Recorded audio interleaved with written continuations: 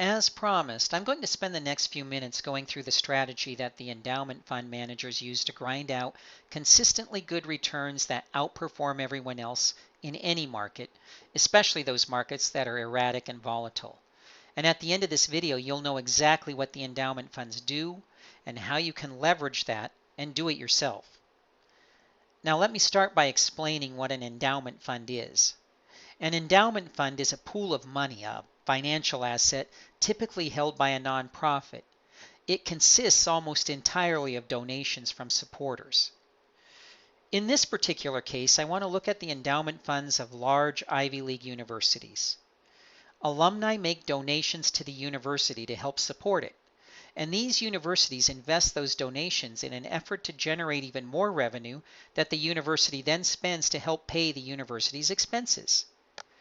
It's important to know what a university endowment fund is because these funds have been around for decades, through good markets and bad.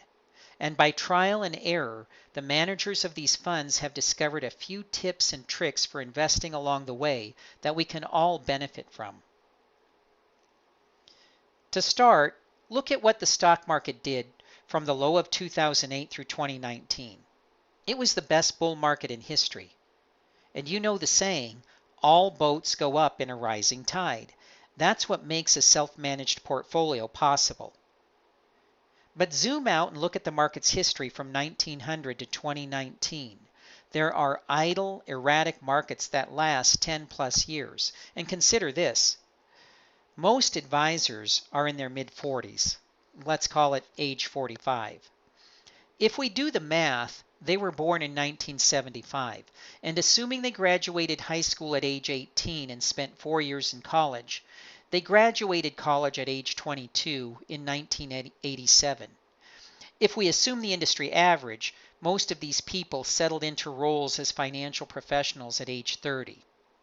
In 2005, that means they lived the good years of 2006 and 2007, but they also lived the downturn of 2008, which by March of 2009 hit its low, only to rebound into the greatest bull market in history. Now think about that for a second. The only thing they know is a bull market that crashes for 8 months only to roar back into an even better market. Today's managers have never seen an idle and erratic market, and that explains why their mantra is to buy the dips. Only a sailor with experience with headwinds knows how to sail in a storm. And likewise, only a money manager with experience with idle and erratic markets knows how to navigate those 10-plus year periods. But notice that an erratic market doesn't go straight down. There are ups and downs. It turns out that there are a lot of opportunities in idle markets, but there are also a lot of pitfalls, and that's why it's hard to make money in an idle market. Now remember, the best investors aren't individuals, they're endowments. The S&P 500 has averaged a little over 8% over the last 100 plus years. Pretty good, right? Well, look at what the university endowments have done over that same time frame. They've consistently taken less risk and gotten consistently better returns. So how have they managed to do it? What's their secret? Well, it's surprisingly simple, but tested to be tried and true. They strive for consistent returns year in and year out by incorporating absolute return strategies into their portfolios. And we'll talk about exactly what that means in a moment. But look at some of the names of the people that have endorsed and followed this very same strategy. As self-managed investors, all we have to do to get the very same results is diversify our portfolio the same way the endowments do. That's their secret. It's simply this. Make sure you have half your money in buy and hold broad market investments like the S&P 500, and make sure you have the other half in absolute return investments that give consistent returns without the risk of going down. Now, this is not a market timing strategy. You aren't moving investments around as you try to guess what the markets are going to do. This is a set it and forget it strategy.